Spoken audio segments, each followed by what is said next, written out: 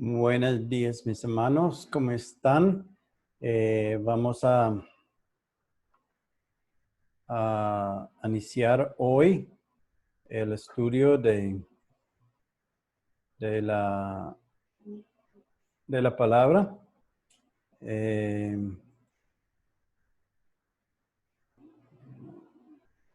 Estoy con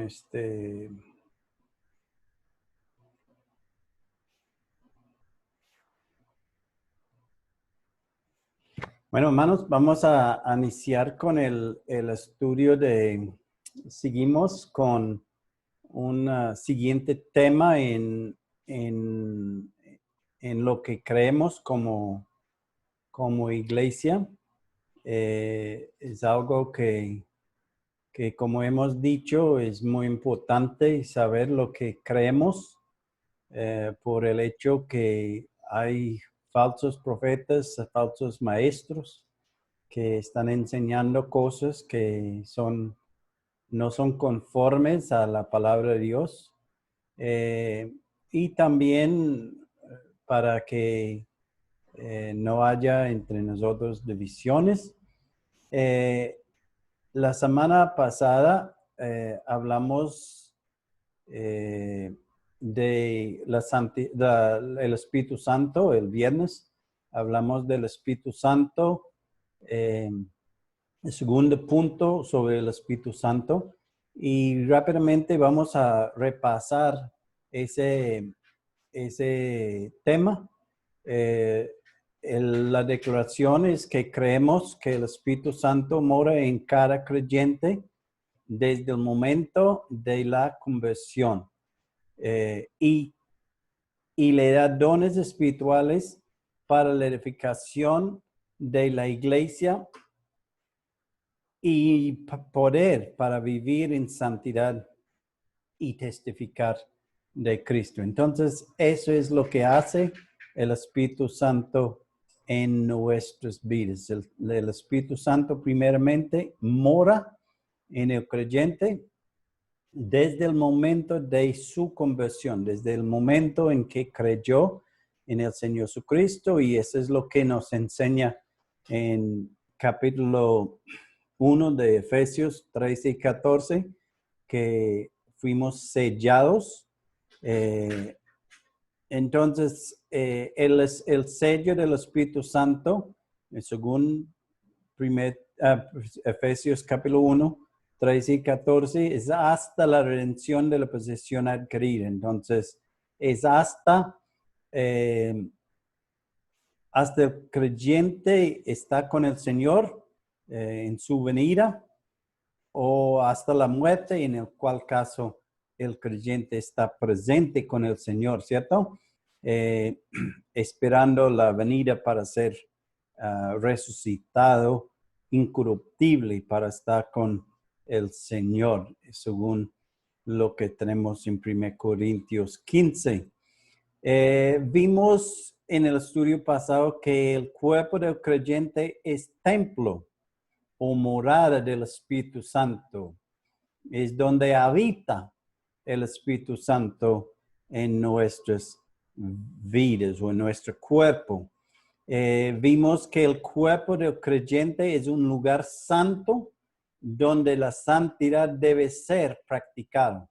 Entonces, como un lugar santo, significa que es un lugar donde la santidad debe ser practicado. Y vimos que el Espíritu Santo nos da dones o habilidades, talentos, para la edificación del cuerpo, que es la iglesia, para que cada miembro llegue a la unidad de la fe, el conocimiento de Cristo, para ser como Él, ¿cierto? Para ser como Cristo en Efesios capítulo 4, Efesios capítulo 4, nos dice estas palabras, versículo 12, a fin de perfeccionar a los santos para la obra del ministerio, para la edificación del cuerpo de Cristo hasta que lleguemos a la unidad de la fe y el conocimiento del Hijo de Dios, a un varón perfecto, una mujer perfecta, completa. La palabra perfecta habla de siendo completos, maduros, a la medida de la estatura de la plenitud de Cristo, y para que no seamos niños fluctuantes. Entonces, la madurez espiritual y moral, ¿cierto? Entonces, esa es la razón por la cual el Espíritu Santo nos es dado, o nos da los dones para que podamos madurar, podamos ser edificados y edificar a otros. Entonces, hoy vamos a tocar el tema de la salvación brevemente. Vamos a mirar dos declaraciones hoy y en el próximo estudio vamos a mirar otros 3, creo. Entonces, la salvación es un tema muy importante para tener claro como iglesia. Entonces, vamos a orar antes de seguir. Padre, en esta mañana venimos a tu presencia dándote gracias de nuevo por esa oportunidad que hemos tenido y el privilegio que tenemos tenido de recordar a nuestro Señor Jesucristo en su muerte, en su sepultura, en su resurrección. Y Padre, reunidos como iglesia alrededor de la persona del Señor Jesucristo. Padre, estamos aquí en esta mañana. Gracias te damos por este medio que tú nos has dado para que podamos, Padre, estar juntos, aunque no es lo mismo que estar en un mismo lugar, pero Padre, somos reunidos de corazón. Padre, hay lazos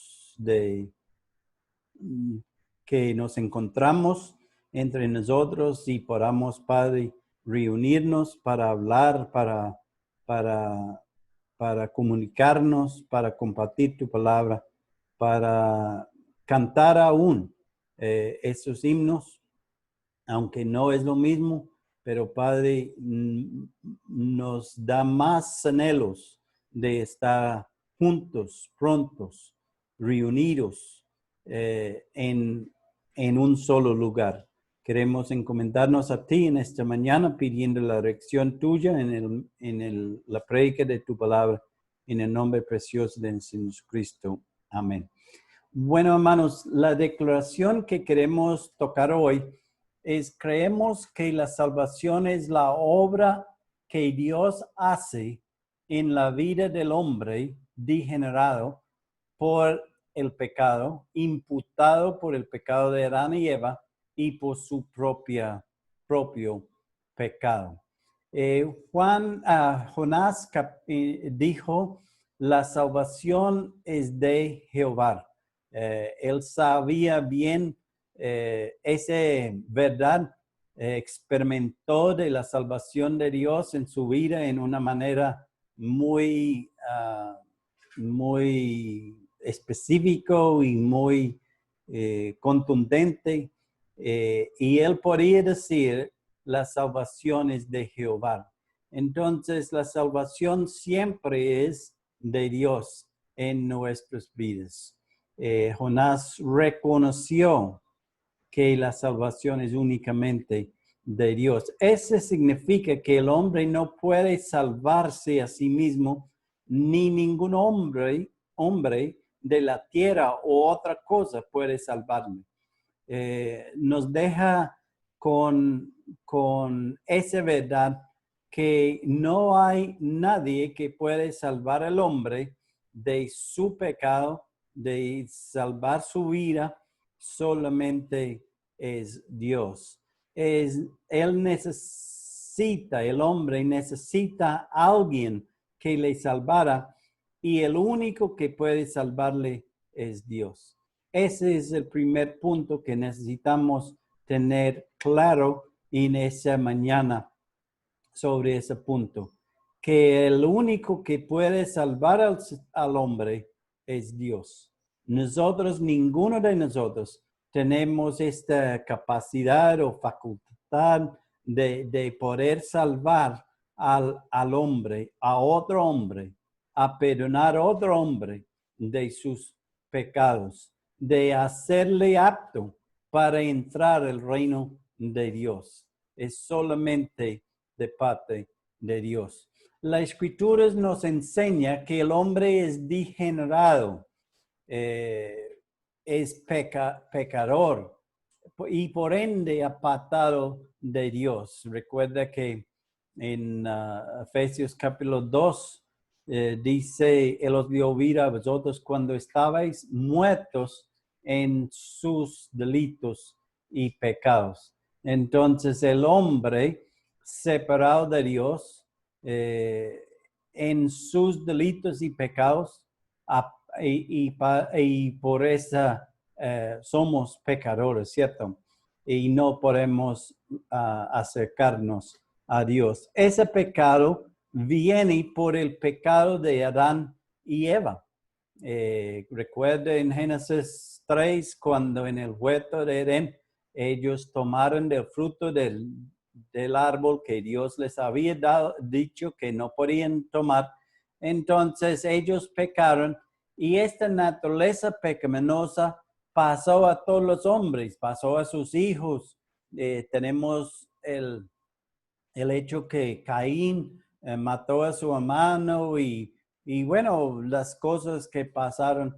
Y el hombre de ese momento fue, salió con la naturaleza pecaminosa. Y la naturaleza pecaminosa pasó a todos los hombres.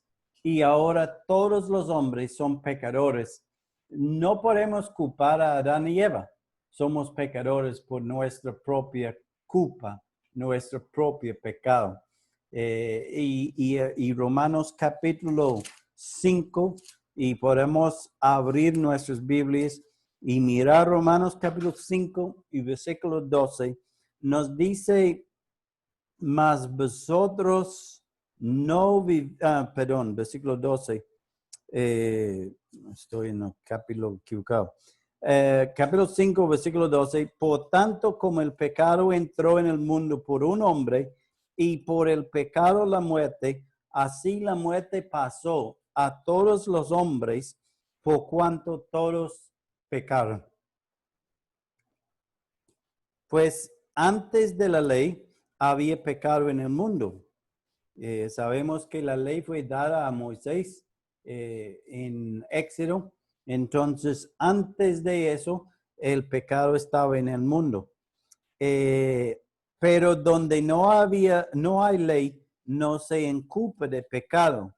No obstante, reinó la muerte desde Adán hasta Moisés, aún en los que no pecaron a la manera de la transgresión de Adán, el cual es figura del que había de venir. Pero el don no fue como la transgresión, porque si por la transgresión de aquel uno murieron los muchos, abundaron mucho más para los muchos la gracia y el don de Dios por la gracia de un hombre, Jesucristo. Y con el don no sucede como en el caso de aquel uno que pecó, porque ciertamente el juicio vino a causa de un solo pecado para condenación, pero el don vino a causa de muchas transgresiones para justificación. Pues si por la transgresión de uno reinó la muerte, mucho más reinarán en vida por uno solo, Jesucristo, los que reciben la abundancia de la gracia y el don de la justicia. Así que, como por la transgresión de uno vino la condenación a todos los hombres, de la misma manera, por la justicia de uno vino todos los hombres la justificación de vida, porque así como por la desobediencia de un hombre, los muchos fueron constituidos pecadores, así también por la obediencia de uno, los muchos serán constituidos justos. En esos versículos tenemos el apóstol mostrándonos la diferencia entre Adán y Cristo, ¿cierto? Poniendo que el pecado pasó a los hombres por el pecado de Adán, fue imputado, es la palabra que utilizamos, imputado por el pecado de Adán y Eva, pero el Señor Jesucristo, quien la justicia de Él es imputada al hombre cuando el hombre cree. Pero el punto que queremos mostrar es que el hombre es pecador. Dice claramente que el hombre es por cuanto todos pecaron. Todos hemos pecado, todos pecaron y están destituidos de la gloria de Dios, nos dice. En Romanos capítulo 3, versículo 9 al 25, también nos deja claro que el hombre es pecador. No hay justo ni aún uno. No hay quien entienda, no hay quien busca a Dios. Y en versículo 23 nos dice que todos pecaron y están destituidos de la gloria de Dios. Entonces, vemos que el hombre es pecador y que por ninguna otra cosa él puede ser justificado. Nos dice en versículo 19, sabemos que la ley dice los que están bajo la ley, lo dice a los que están bajo la ley, para que toda boca se cierre y toda lengua, todo el mundo quede bajo el juicio de Dios. Y versículo 20, ya que por las obras de la ley ningún ser humano será justificado delante de él, porque por medio de la ley es el conocimiento de pecado. Entonces nos deja claro que el hombre no puede salvarse a sí mismo. El hombre es incapaz, ni con la ley de Dios puede salvarse. Podemos establecer que el hombre es pecador desde Adán y que Dios le ofrece y lo puede salvar por la fe en Cristo, quien murió en la cruz por sus pecados. No por ninguna cosa que el hombre tiene para ofrecerle a Dios. Eso es claro en la Escritura, no por obras de justicia que hubiéramos hecho. Por gracia sois salvos por medio de la fe, y eso no de vosotros, pues es don de Dios. Y aquí en capítulo 3 de Romanos dice que por las obras de la ley ningún ser humano será justificado o ningún ser humano será justificado delante de Dios. Pero en versículo 24 dice, siendo justificados gratuitamente por su gracia, mediante la redención que es en Cristo Jesús. Entonces, el hombre necesitaba un Salvador. Y ese es el segundo punto que queremos tocar hoy. Creemos que la salvación es posible solamente por y a través de la obra redentora de Cristo en la cruz del Calvario, una vez y para siempre, y por la convicción del Espíritu Santo, hasta que el pecador por su voluntad propia se arrepiente y recibe el regalo de Dios, que es la vida eterna, la salvación de su alma. Esa declaración queremos como ser muy claros, porque hay los que dicen que que el hombre no tiene voluntad en la salvación, ¿cierto? Pero sabemos que es por la convicción del Espíritu Santo que el hombre llega a tomar una decisión. El hombre llega a poner, depositar su fe, aceptar, recibir al Señor, recibir el regalo que es la vida eterna, la salvación de su alma. Eso significa que Cristo tenía que morir por nuestros pecados en la cruz para satisfacer la demanda de Dios contra el pecado. Recuerden que en Ezequiel dice que el alma que pecare, ese morirá. Cuando Dios habló con Adán y Eva en el huerto, les dijo que el día que comieres de esta árbol, morirán. Y ellos, Satanás les engañó, ¿cierto? Diciendo que no fuera así. Pero no hay otra manera de ser salvo, sino a través de la obra de Cristo en la cruz.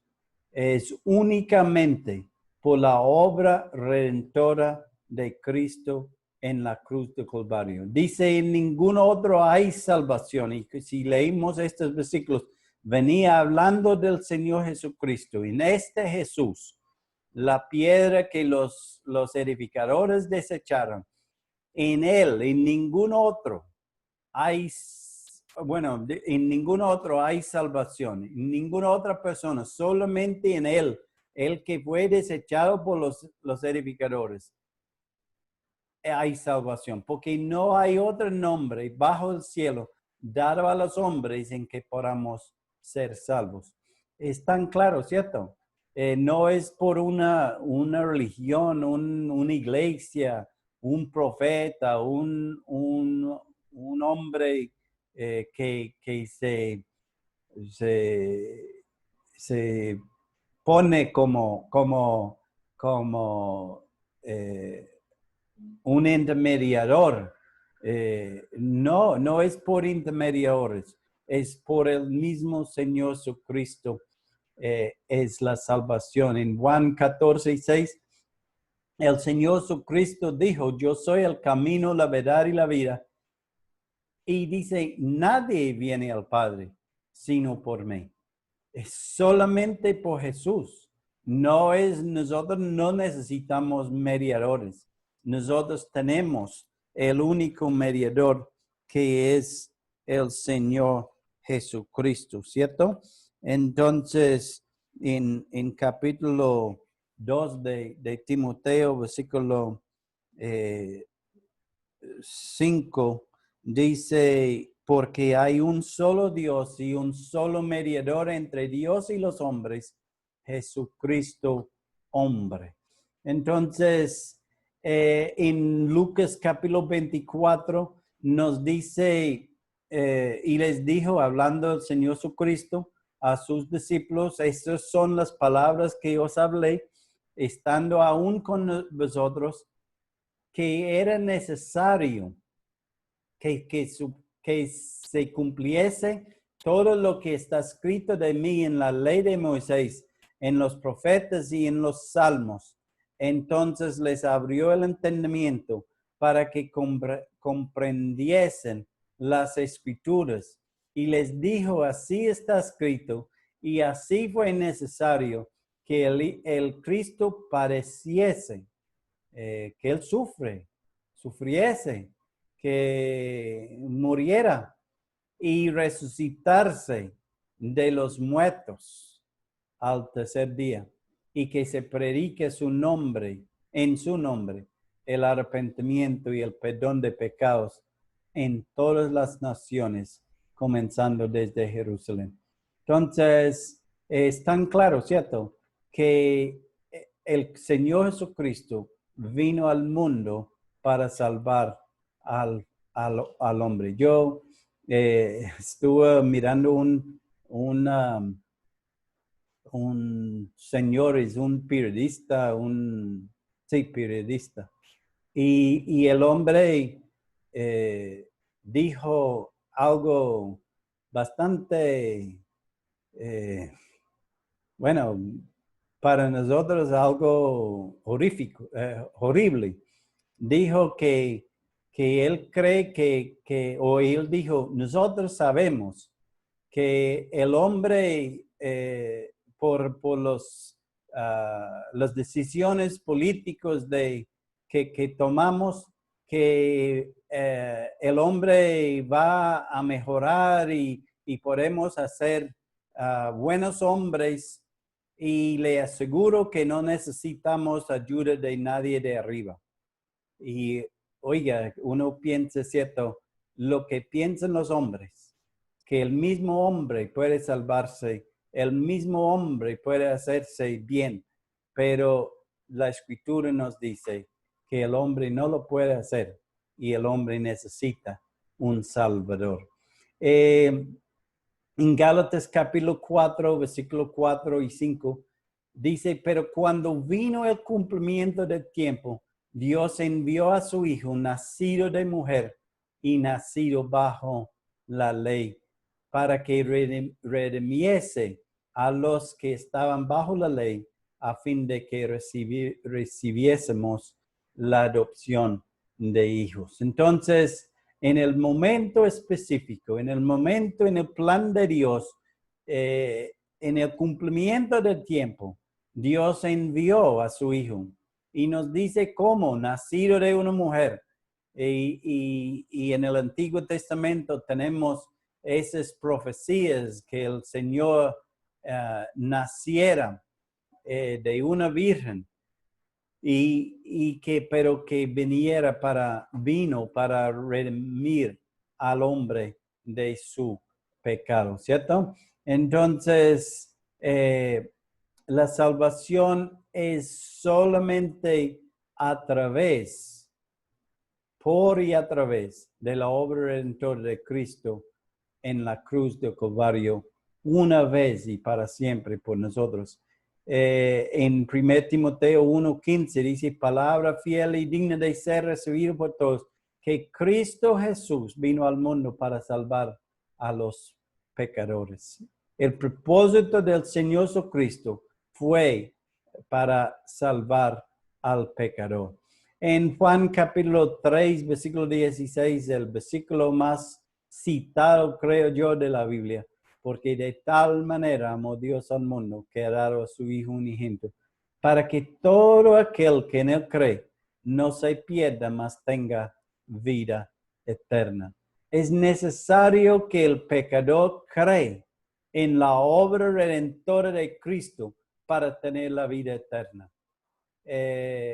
Algunas personas cogen este versículo y dicen, es que Dios ama al mundo, entonces todos somos salvos. Eso no es lo que el versículo está diciendo.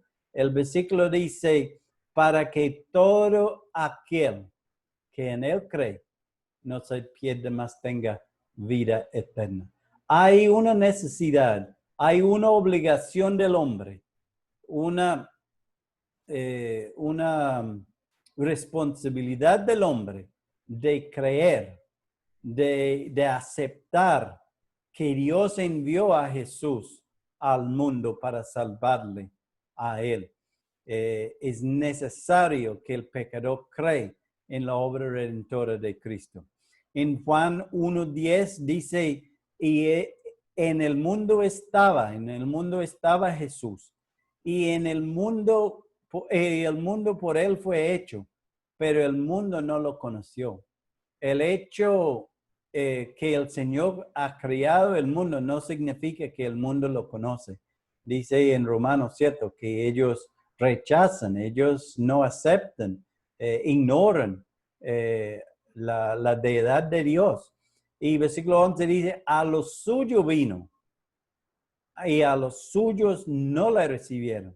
Él envió a su Hijo, dice en Mateo, vino a salvar a su pueblo de sus pecados.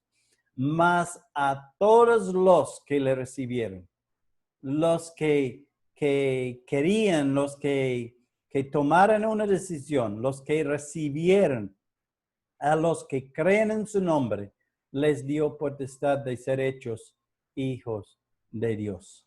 Y vemos, es necesario recibir y creer en el nombre de Jesús para poder ser hecho hijo de Dios. ¿Cierto? Y no quitamos de la obra del Espíritu Santo en convencer, porque eso es lo que dice Juan capítulo 16, ¿cierto?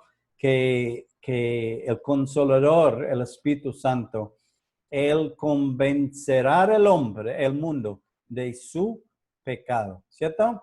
Entonces, el Espíritu Santo hace su obra, el Espíritu Santo toca el corazón del hombre, a su conciencia. Yo recuerdo siendo un niño en la iglesia, bueno, creo que desde como los 12 años empezó el Espíritu Santo a convencerme, a tocar mi corazón de piedra. Y yo sabiendo, yo recuerdo sentado sobre una silla en la iglesia en Australia, sentado allá, pegado a esa silla, temblando en mi interior, sabiendo que yo necesitaba ser salvo, que yo tenía que aceptar a Jesús como mi Señor y Salvador. Yo conocía todas las historias de Jesús, pero eso no me hizo hijo de Dios hasta que el día que yo doblé rodilla delante de Él, aceptando al Señor Jesucristo como mi Señor y mi Salvador. Eso es la responsabilidad del hombre. El hombre puede resistir esa gracia. Yo recuerdo una señora una vez aquí en Colombia y ella temblaba y yo pensaba que iba a aceptar al Señor Jesucristo.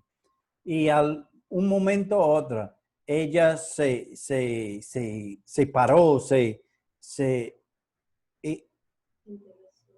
enderezó en sí y dijo, no, yo creo que cuando yo muero, Dios va a encontrar algo en mí. Dios va a tener misericordia de mí y va a encontrar en mí algo digno para dejarme entrar su cielo.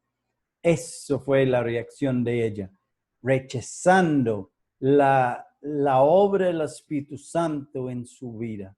Y nunca más hemos podido hablar con esa señora. Hechos capítulo 3, versículo 18, dice, pero Dios ha cumplido así lo que había antes anunciado por boca de todos sus profetas, que Jesucristo había de padecer, había de morir, había de sufrir. Así que arrepentíos y convertíos para que sean borrados vuestros pecados, para que vengan de la presencia del Señor tiempos de refrigerio. Y Él envié a Jesucristo que os fue antes anunciado.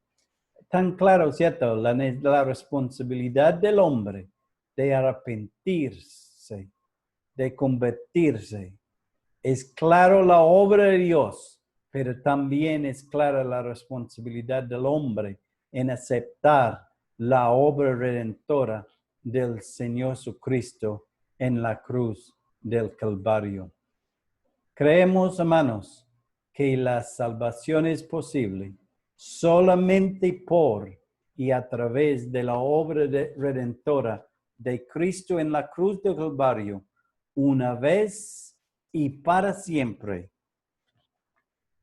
Y por la convicción del Espíritu Santo, hasta que el pecador, por su voluntad propia, se arrepiente y recibe el regalo de Dios, que es la vida eterna, la salvación de su alma.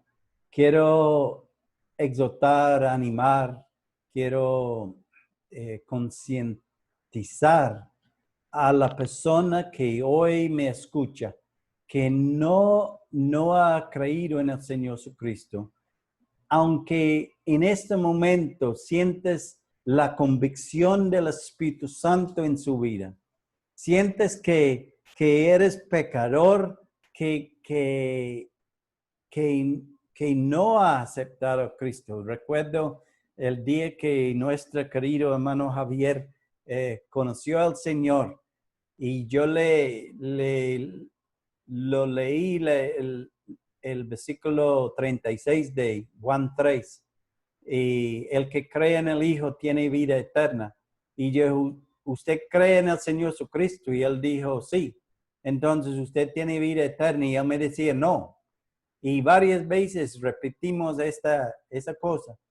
Y hasta que por fin el hermano Javier, de su propia cuenta, de su voluntad propia, aceptó, arrepintió y recibió el regalo de Dios que es la vida eterna. Hermanos, en esa mañana quiero dejar el estudio ahí, pero quiero invitar a la persona que no conoce a Jesús todavía. Toma esa decisión hoy. Es aceptar a Jesús que murió en la cruz de Calvario por sus pecados. Fue necesario que Él muriera. Fue necesario que Él padeciera por sus pecados en la cruz de Calvario. Pero es necesario que usted abra la puerta de su corazón y aceptar a Jesús como Señor y Salvador de su vida. Vamos a orar. Padre, gracias te damos en esta mañana. Gracias por la persona del Señor Jesucristo. Gracias por esta obra redentora en la cruz de Calvario, hecha una vez y para siempre por nosotros. Y Padre, hoy no necesitamos buscar otro medio, solamente, Padre, aceptar que Cristo murió en la cruz de Calvario por nuestros pecados. Aceptar que soy pecador delante de Él y creer de corazón que el Señor Jesucristo fue levantado de los muertos por mis pecados, para salvarme a mí, para librarme a mí del vil pecado. Padre, gracias te damos en esta mañana, pidiendo la dirección tuya en las vidas de cada persona, dándote gracias por el privilegio que hemos tenido de reunir en el día de hoy alrededor de la persona del Señor Jesucristo. Gracias te damos. Amén.